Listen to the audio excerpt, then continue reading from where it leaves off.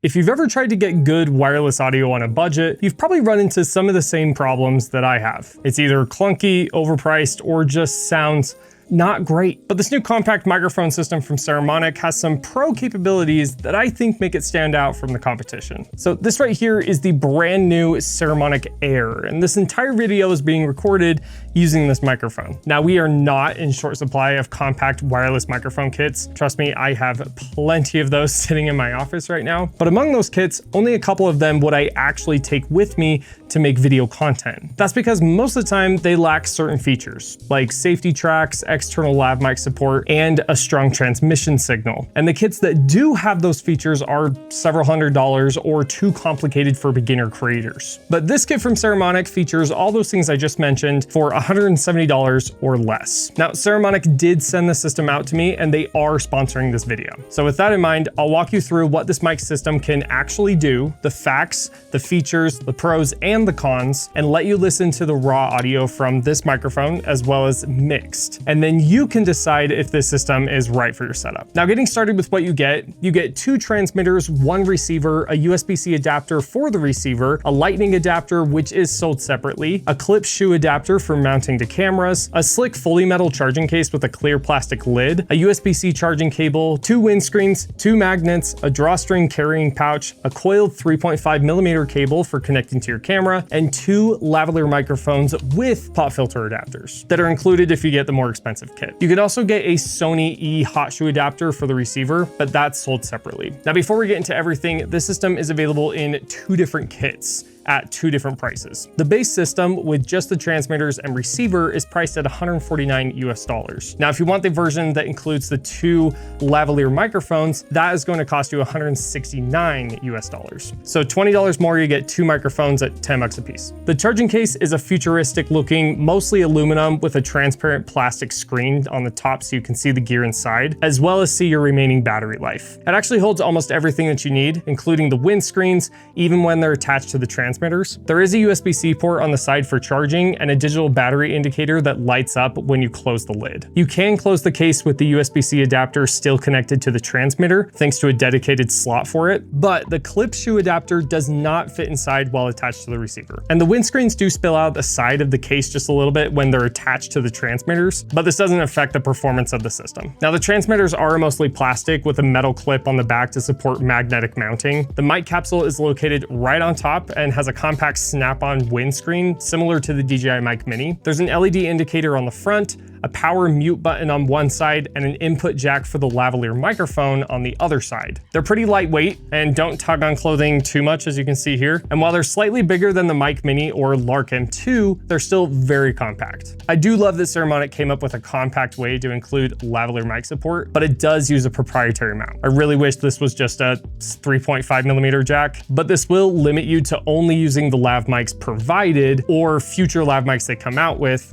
which can be a bummer if you want to use higher end lav mics in the future. The receiver is also mostly plastic and features an LCD screen on the top to show signal and audio levels, as well as change settings. You get a power button, a noise cancellation button, and a mute button. On one side, there's a USB-C port, on the other, a 3.5mm camera output and a headphone jack. The back has a modular locking port where you can attach adapters like USB-C, the shoe clip, lightning, or the Sony hot shoe adapter. The receiver also powers on and off with the camera when you're connected via the cable, but not when you're using the Sony hot shoe adapter. But when you're using this cable, this is a feature that's a huge battery saver. You can use the noise cancellation and mute buttons to navigate the menu. There is a variety of long pressing and using the power button to activate certain settings, which can take a bit of getting used to if you've never used a system like this before. The system lets you record in mono, stereo, and record with a safety track, which is what I'm recording with right now. You also have a limiter setting as well as a low cut filter with 75 Hz and 150 Hz options. Now, changing settings is pretty intuitive once you figure it out, but it did take a brief look through the manual before I understood how to actually navigate the menu with the different long presses and short presses and double presses, stuff like that. So just something to keep in mind. The lavaliers included in the $169 kit are a decent length. They have an aluminum mic housing and use a fairly high quality cable. They come with a rotating metal clip and a channel for threading the wire through, which helps reduce tugging and noise. It also also just looks better on your subject. Now let's talk about one of my favorite features, which is the Saramonic app. I've also used this with the Saramonic Ultra before using this system, and this app is seriously one of my favorites for wireless audio systems. You can connect your phone to the receiver using the USB-C adapter and control nearly every setting from the app, including gain control for both the receiver and transmitters, but you also have added EQ presets like vocal boost, high lift, and low bump filters. Now I do wish this worked over Bluetooth instead of USB-C, but it's not a deal breaker. Overall, the app is well designed and easy to use in my opinion. As far as battery life goes, you'll get about 9 hours of battery on each transmitter and 6 hours on the receiver. And then the case itself can recharge the full system about 1.5 times. Now that's not the best battery life out there compared to similar systems, but in all the time that I've been using this, I haven't had a problem with battery life.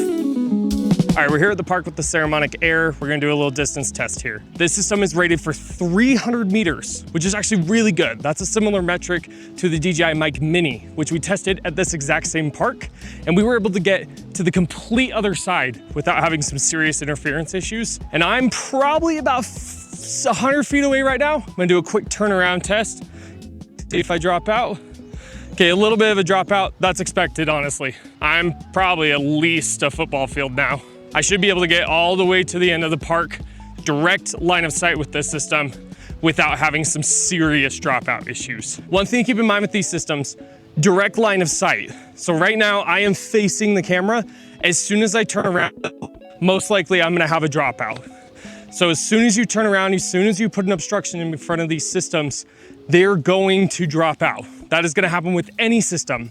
I've tested 3 different wireless microphone kits at this park, and all of them have had dropout issues whenever I turn around.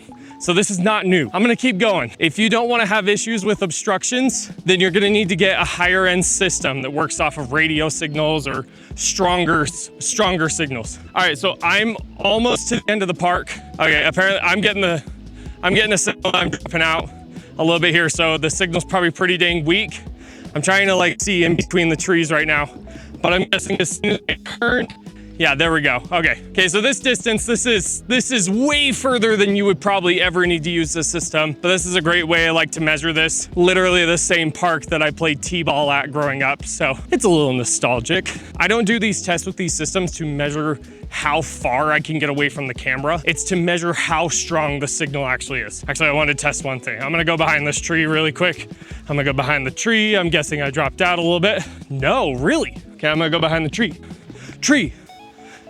Mother Nature likes to block audio signals. So yeah, for small systems like this, 300 meters is so overkill. But as far as signal strength goes, I feel like that did just as good as the DJI Mic Mini did. And I feel like it did a little bit better than the Hollyland Lark M2 did. So again, same park, same test. But yeah, comparatively to other systems that are competing to this microphone system, I feel like that performed pretty dang good. Water. So the system has 2 levels of denoise attached to it. Right now we're listening to the clean level of denoise. Unfortunately, there is no way to change the denoise function or activate it from the transmitter, but I'm gonna run back to the camera and switch it on. Nice. Back to the rock. So there's a low denoise setting and a high denoise setting. This is the low denoise setting that you're listening to right now. This is raw, clean audio. And I like to come out next to a water, like this is the river that I test at pretty often, because this is a decent, like low, consistent noise background that a system like this should be able to clean up pretty well without losing my voice too much. Now, this system, I actually think does a decent job. No matter what you do with internal denoise systems, you're going to not have nearly as good of vocal clarity. And that's why I'm not a big fan of internal denoise. I would rather take care of that stuff in post-production or just record in clean environments. You can tell that my voice is still pretty clear, and I'm even using the safety track right now. So even if it is peaking or I'm too loud or something like that, I can use the safety track and recover from that. But let's go ahead and switch to the heavy denoise setting. Hello? So now this is with the heavy denoise setting or the high denoise setting. This one sounds much more like you're underwater. Granted, it cleans up the background noise decently well, cleans up the water, cleans up the birds that are chirping right now, but this is still gonna take a little bit of energy in post-production in order to make sound crisp. But coming from a raw audio standpoint, you're gonna want that raw audio to be really clean. Yeah, I think it's cool they have the denoise setting. I wish there was a way to activate it from the transmitter, but there is a dedicated button on the receiver to activate the low and high denoise setting. Cool. Now the system records in a 24-bit 48 kilohertz, which is a really solid recording spec for wireless kits in this price range and is on par with some other systems. You don't get 32-bit flow or internal recording, but with that safety track feature, you do have a little bit more of a reassurance while you're recording. And that's a pro setting that I love seeing on these more entry-level systems. Now, this entire video so far, other than the denoise tests, you've been listening to the mixed versions of the audio from this microphone. Meaning in post, I've adjusted the EQ and compression to help this microphone sound a little bit better. And by the way, if you want to know how I did that, I do have a full tutorial that I'll link up here. But this is what this microphone sounds like in its raw, natural state. Now I'll switch over to the lav mic here in just a second, but this is what the built-in microphone sounds like clipped onto my shirt. In order for you to get a feel for the audio, I'll recite a favorite quote of mine recently that you can listen to and form an opinion on the overall audio quality. And I am recording this directly into my Sony FX30 using the Sony hot shoe adapter. The FitnessGram Pacer test is a multi-stage aerobic capacity test that progressively gets more difficult as it continues. Now let's go ahead and do the same thing, but we're gonna use the lavalier microphone. The capsule for the lavalier microphone faces towards the camera, so it's sitting on my shirt right now, just clipped on here. Make sure it's capturing. Yeah, okay. But yeah, this is with the lavalier clipped to my shirt without the pop filter. The FitnessGram Pacer test is a multi-stage aerobic capacity test that progressively gets more difficult as it continues. I'll keep recording with just the lavalier for a second, but overall, in my opinion, this system has a pretty low noise floor and sounds just as good as other wireless systems that I've tested in this price range, if not a little bit better. Now, the lavalier microphone, in my opinion, doesn't sound as good as the built-in microphone. It still sounds decent, don't get me wrong, and it's great for hiding on a subject, but I prefer the onboard audio straight from the transmitter. Really quick, I wanted to show what this microphone sounds like when it's just here in my hand. Right now, this is probably 6 to 8 inches away from my mouth, but I'll read the same thing and then, you can switch back and forth and get a feel for the audio. The FitnessGram Pacer test is a multi-stage aerobic capacity test that progressively gets more difficult as it continues. When you're holding the microphone in your hand like this, obviously you want to have it clipped to your shirt because that's where you're going to use this microphone the most likely, unless you're a TikTok influencer. But holding the microphone in your hand has definitely become pretty popular, probably because it's comfortable. It's an easy thing to do with your hands, and putting the windscreen on makes a pretty big difference.